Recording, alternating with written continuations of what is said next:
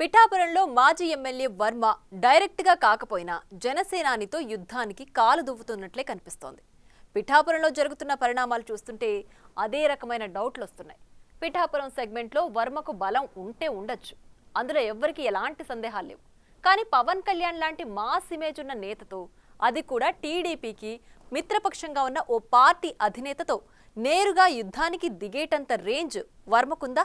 వర్మ ఇగోలతో మొండిగా వ్యవహరిస్తే ఆయన రాజకీయ భవిష్యత్ ఏంటి? అసలు వర్మ ఎపిసోడ్కి సంబంధించి టీడీపీ శ్రేణుల్లో జరుగుతున్న చర్చ ఏంటి? జనసేనాని పవన్ కళ్యాణ్ కోసం పిఠాపురం సీటు త్యాగం చేసిన మాజీ ఎమ్మెల్యే వర్మకు పదవుల పరంగా ఇంతవరకు ఎలాంటి న్యాయం జరగలేదు. పవన్ పిఠాపురం నుంచి భారీ మెజార్టీతో గెలిచి డిప్యూటీ సీఎం అయ్యారు. ఎన్నికల్లో పవన్ విజయానికి వర్మ కృషి చేశారు. ఆ క్రమంలో కొన్నాళ్లు జనసేన టీడీపీ మధ్య సఖ్యత బాగానే ఉన్నా రాను రాను సమస్యలు పెరుగుతున్నాయని చెప్పుకోవచ్చు. వర్మకు దక్కుతుందని అనుకున్న ఎమ్మెల్సీ పదవి నాగబాబు ఎగరేసుకుపోయారు. పిఠాపురంలో జరిగిన జనసేన ఆవిర్భావ సభలో నాగబాబు తన తమ్ముడి విజయంపై టీడీపీ శ్రేణుల మనోభావాలు దెబ్బతినేలా వ్యాఖ్యానించారు. నాగబాబు వ్యాఖ్యలు వర్మనుద్దేశించి చేసినవేనని పిఠాపురం టీడీపీ శ్రేణులు గుర్రుగా ఉన్నాయి.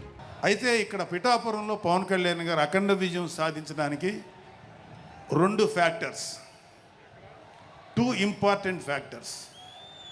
ఒకటి మన ప్రెసిడెంట్ జనసేనాని పవన్ కళ్యాణ్ గారు అయితే, రెండో ఫ్యాక్టర్, నాట్ వ్యక్తి, ఫ్యాక్టర్ పిఠాపురం జనసైనికులు, పిఠాపురం పౌరులు, పిఠాపురం ఓటర్స్. వీళ్ళిద్దరూ లేకపోతే మేము ఏమి చేసినా ఏం ఉపయోగం లేదు. సో మాలో ఇంకెవరైనా సరే పవన్ కళ్యాణ్ గారి విజయానికి నేనే దోహదపడ్డాను అని ఎవరన్నా అనుకుంటే అది వారి కర్మ, అంతకంటే ఏం చేయలేదు. అదలా ఉంటే సందర్భం ఏదైనా పిఠాపురంలో వర్మ పరోక్షంగా జనసేనపై కాలు దువ్వుతున్నారన్న టాకుంది. ప్రస్తుతమున్న రాజకీయ పరిస్థితుల్లో అది వర్మ రాజకీయ భవిష్యత్కే ఇబ్బందవుతుందన్న చర్చ ఏపీ రాజకీయాల్లో జరుగుతోంది. దాదాపు ఇదే రకమైన అభిప్రాయం తెలుగుదేశం వర్గాల్లో కూడా వ్యక్తమవుతోంది. గతంతో పోల్చుకుంటే వర్మ విషయంలో టీడీపీ అధిష్టానం క్యాడర్లు సాఫ్ట్ కార్నర్ నెమ్మదిగా తగ్గుతోందనే చర్చ మొదలైంది. కానీ ప్రతి విషయంలోనూ అదే పనిగా పిఠాపురంలో జనసేనను వెంటాడుతూ రాజకీయం చేస్తే అధిష్టానం కూడా సీరియస్ అయ్యే ప్రమాదం లేకపోలేదనే భావన వ్యక్తమవుతోంది. ఈ సమయంలో తెలివిగా ఆలోచించాల్సిన వర్మ ఈగోలకు పోతున్నారా, లేక పక్కనున్న వాళ్లు ఎవరైనా రెచ్చగొడుతున్నారా అనే టాక్ వినిపిస్తోంది. ప్రస్తుత భవిష్యత్ రాజకీయాలను విశ్లేషిస్తే సైలెంట్ గా ఉండటం వర్మ రాజకీయ భవిష్యత్కే మంచిదంటున్నారు. ప్రస్తుతానికైతే టీడీపీ జనసేన విడిపోవటం అనేది కలలో మాట.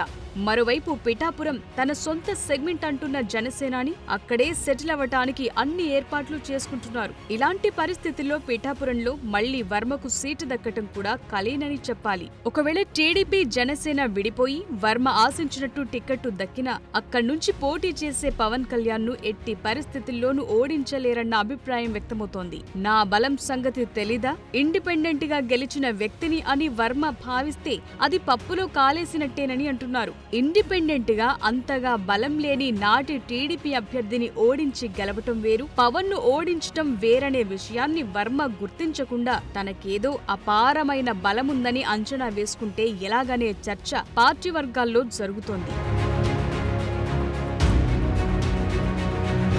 ఒకవేళ వర్మ అంచనా వేసుకున్న విధంగా బలమున్నా అది పవన్ కళ్యాణ్ ను ఓడించటానికి సరిపోతుందేమో కానీ తాను గెలవటానికి ఎంతమాత్రమూ కలిసిరాదని, అదేదో సామెత చెప్పినట్లు వైసీపీకి ప్లస్ అయినా ఆశ్చర్యపోనవసరం లేదంటున్నారు. అసలు వర్మ పొలిటికల్ ఫ్యూచర్ బ్రైట్ గా ఉండాలంటే పిఠాపురం రాజకీయాల నుంచి వర్మ నిష్క్రమించటం బెటర్ అన్న సూచనలు వినిపిస్తున్నాయి. పరిస్థితులకు తగ్గట్టు తెలివిగా వ్యవహరించకుండా మొండిగా వర్మ వెళ్లటం కరెక్ట్ కాదనే విశ్లేషణలు వస్తున్నాయి.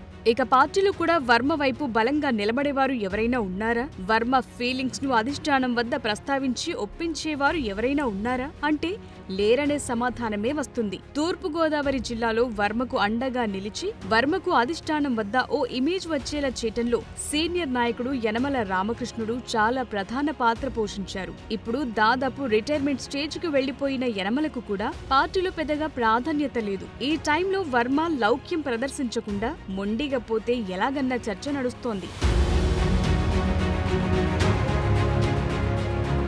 ఏదో ఓసారి ఇండిపెండెంట్ గా గెలిచినంత మాత్రాన మళ్లీ స్వతంత్రంగా పోటీ చేస్తా గెలిచేస్తాననేది కేవలం అపోహేనంటున్నారు. 2014 ఎన్నికల్లో టీడీపీ గెలిచే పరిస్థితులున్నాయి. అప్పటికే వర్మ టీడీపీ అభ్యర్థిగా ప్రొజెక్ట్ అయ్యున్నారు. కాబట్టి అక్కడి నుంచి వర్మ స్వతంత్ర అభ్యర్థిగా పోటీ చేసినా గెలిచారు. అదే వర్మ 2019 ఎన్నికల్లో ఓడిపోలేదా అంటున్నారు. వర్మకు అంత బలమే ఉంటే 2019 ఎన్నికల్లో కూడా గెలిచి ఉండాల్సింది కదా అని చురకలంటిస్తున్నారు. రాష్ట్రంలో టీడీపీ నుంచి 23 మంది గెలిచినప్పుడు వర్మ ఎందుకు ఓడిపోయారని ప్రశ్నిస్తున్నారు. స్థానికంగా వర్మ మంచి లీడరే, కానీ టీడీపీ అనే ప్లాట్ఫామ్ ఉండి తీరాల్సిందేననే విషయాన్ని గుర్తెరిగి ఆయన రాజకీయం చేయాల్సిన అవసరం ఉందని పార్టీ వర్గాలంటున్నాయి. త్వరలో నియోజకవర్గాల పునర్విభజన జరుగుతుంది. వర్మ తెలివిగా ఆలోచిస్తే కొత్తగా ఏర్పడే నియోజకవర్గాల్లో తనకు అనుకూలంగా ఉండే వాటిని ఎంచుకుని అక్కడ టికెట్ సంపాదించుకోవచ్చు. వర్మ లాంటి లీడర్ కు టికెట్ ఇవ్వటానికి కూడా పార్టీ అధినాయకత్వం ఖచ్చితంగా అంగీకరిస్తుంది. ఈ తరహాలో ఆలోచించకుండా ఈగోలకు పోయి వ్యవహారాన్ని రచ్చ చేసుకుంటే నష్టపోయేది తానేనని వర్మ గుర్తించాలని టీడీపీ వర్గాలు అభిప్రాయపడుతున్నాయి. మరి చూడాలి వర్మ ఫ్యూచర్ మూవ్లు ఎలా ఉంటాయో.